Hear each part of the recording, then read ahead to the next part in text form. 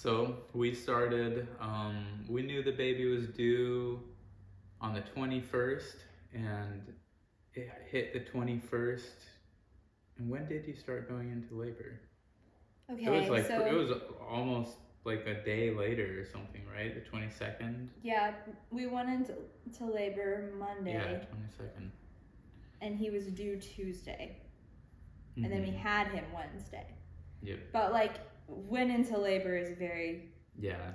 You started having subjective term. contractions in the afternoon, and it slowly built up. I tried to ignore them, because they felt a lot like the little Braxton Hicks you were getting the rest of the days prior to that. Yes, and I kept insisting that they were Braxton Hicks Mm-hmm. because I didn't want to psych myself out. Yeah. I was just trying to pretend that I wasn't actually in labor, even though I was But in early labor. we watch a movie that night, and by the end of it, you're starting to feel they're definitely picking up and starting to hurt, feel more like a period, a lot more like a period than they have in the past. And so we go to the room and we end up just kind of hanging out for the evening. Neither of us end up getting to sleep, I don't think. We tried to Because it get just sleep, but we picks were up too more and more. excited. And we were excited, yeah. And so by midnight, your contractions had started picking up, and we just, They still didn't hurt that bad, like a No. 1 or 2, yeah. just like a period cramp or whatever. Then around 3, they really started picking up, and by 5, they were very strong. We just bounced between, I think we drew you a light bath and a shower, or maybe we just did the shower. I don't remember. It's all a blur now. Okay, so I remember these details. Yeah. So we were in the bathtub pretty much from like midnight until Ashley got there. And like every time the water just got cold, I would just put more hot water in, and I put in the hottest water that I could. And we were reading psalms and singing and saying positive things, and I was like, this is so far so good. Little did I know how much worse it was going to get. So when I had thought that I was doing really good coping strategies, it was because I wasn't in pain really at all yet. By the time it was 5, we were dancing in the shower, and you were having some strong contractions, and that's when Ashley showed up. And I was getting worse at coping with them. Yeah. And instead of like relaxing, I was clenching everything and really fighting and not coping well. And everything slows down. Pauses. You're still having a strong contraction every once in a while. They were a lot closer together before Ashley got there. Then they spaced out. Had a cervical check, and no one told her how far she was dilated, but she was 5 centimeters at the time, so she was not very far. I had one contraction out of the tub, and then I said, I want an epidural. Everyone just kind of ignores her. And then I was kind of mad that everyone was ignoring me. I was like, did you guys not hear me? If you had pressed me, I probably would have taken you. But you didn't, so. So, and then I was pretty sure that I hadn't progressed very far because I was just so worried. Like, I was not really so worried, but I was like, I'm not as far as, I was just like, this is gonna last for a lot longer, isn't it? This sucks. So Ashley went home after a while. So when y'all came back in with like your idea and your plan to like leave for the day or whatever, I was like, I knew it. I knew it wasn't far enough along. I was embarrassed that she even came because I was like, she came all the way out here and I'm not even close to having the baby. So I was embarrassed that you drove that far. So they leave. We send our parents out because our parents were staying with us. And so we have the house to ourselves. And Was that the part where you cried? Pretty immediately after, yeah, the camera doesn't need to know that. Tell them about the part where you cried. That is important. I thought it was important. I had a moment of weakness. No, I was very sad. It was just sad to see her like losing hope when she wanted the epidural. She had wanted the unmedicated birth so bad, and she was getting to the point where she's just losing hope and is in so much pain and just kind of despairing. So that was hard to see. And so, yeah, day progresses. As soon as everyone leaves, Kat immediately launches back into pretty strong labor, but like kind of erratic. Like she'd have really, really strong and long and like constant contractions, just one after the other, no break. And then she'd have a big long break. And then it would do it again. And anyways, on and off, all the way up until about 5. We just bounce back between. Pause. I have to add a couple of details / memories. Number 1, I had needed to poop for like 3 days before this. Oh, the build-up. And so I was freaking worried that I was going to poop with like while the baby was coming out or whatever. And so I kept trying to poop after every contraction and I couldn't do it. But I would go to the toilet after every contraction because I was trying. Mm-hmm. Number 2. The water was never hot enough. And I always wanted it to be hotter.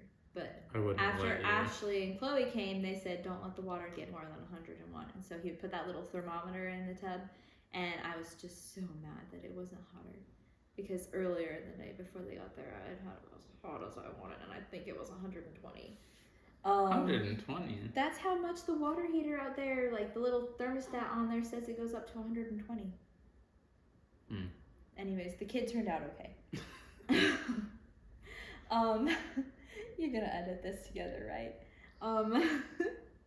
So we get back to we're bouncing back between the inflatable tub and our bathtub toilet, just back and forth, getting through the contractions. At one point, she gets up to go to the. At this point, Ashley called me back up, and we had talked on the phone. I don't remember what we talked about.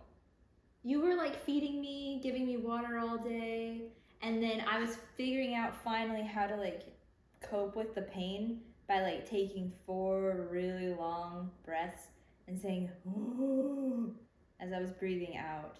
And I always was like so embarrassed and like I just thought it was cringy when like I would watch home birth videos and women would do that. I totally see why they do it now. It wasn't even embarrassing at the time when I was there, because like before I was super worried about making noise or other people hearing me like make noise and moan and scream and stuff, but I didn't really care when I was in the moment, and it actually was really helpful. So yeah, I was getting ahead of myself. Ashley didn't call us. I called Ashley, but so one of the times when she went to the toilet and was pushing super hard to try to poop. She was pushing so hard and her water broke all of a sudden. There was a pop and I was like, did you hear that? My water just broke. And then so I called Ashley immediately after that. That's why I called Ashley, and she was like, yeah, so you'll probably notice things will start to pick up pretty soon. You know, she might just let me know if contractions start increasing. Kat's like wailing in the background. And then we're like pushing. Yeah. I couldn't not push at that point, like immediately from that very next. Yeah, and it was so we hung up, and then immediately after we hung up, Ashley said, "Call me if she starts pushing, definitely." So we hang up immediately, and immediately after, she's like, "Colin, I'm pushing," and I called her right back. I'm like, "Yeah, she's pushing." So Ashley and Chloe both come out here, and meanwhile she starts getting in the tub and she's pushing for about 2 hours. I would like it much better in the birth tub, because when in the bathtub the water was just too low. You couldn't get it high up enough for like me to want to be on my knees the way I wanted to be. and still have the water cover my whole belly, which I also wanted. The problem was with the blow-up tub, the sump pump, we were missing the pump, or the attachment to put the pump in. What was it? You can edit this part out because we were missing. There was so. Oh yeah, we don't want to say this. Edit this out. We don't want to say this in the video.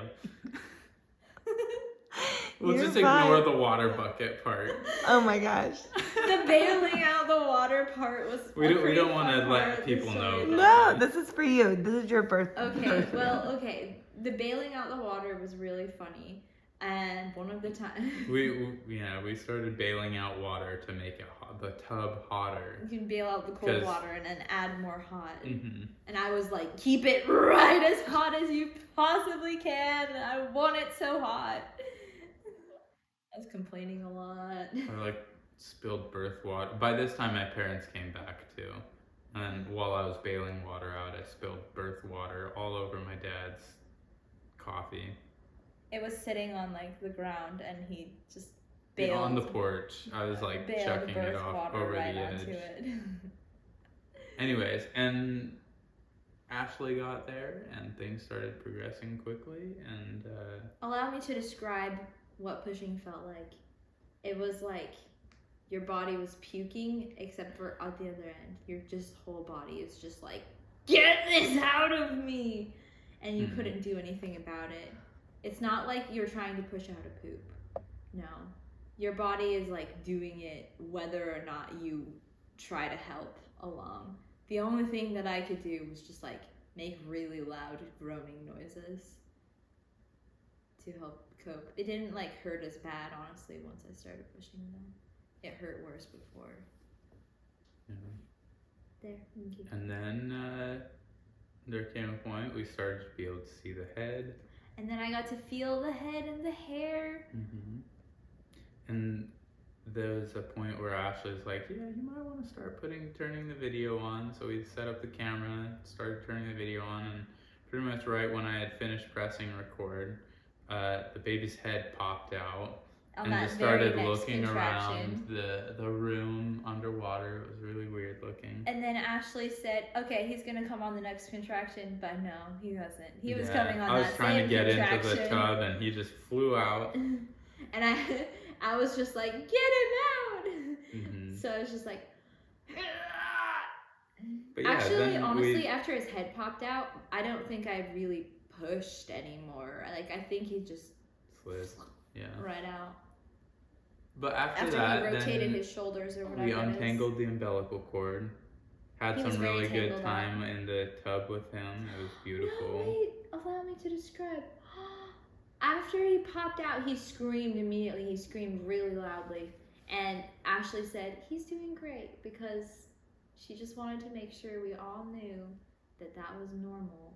And it's not bad that he was crying like that. In fact, it was actually really good that he was. And then she put him in my arms, and, well, no, Colin put him in my arms, and he stopped screaming immediately.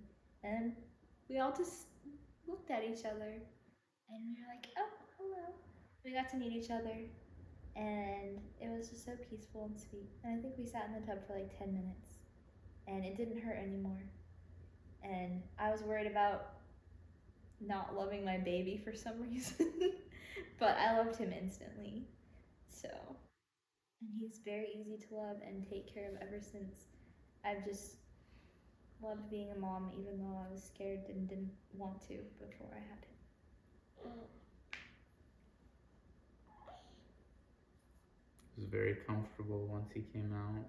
Got to enjoy our time together as a family, relaxing in bed.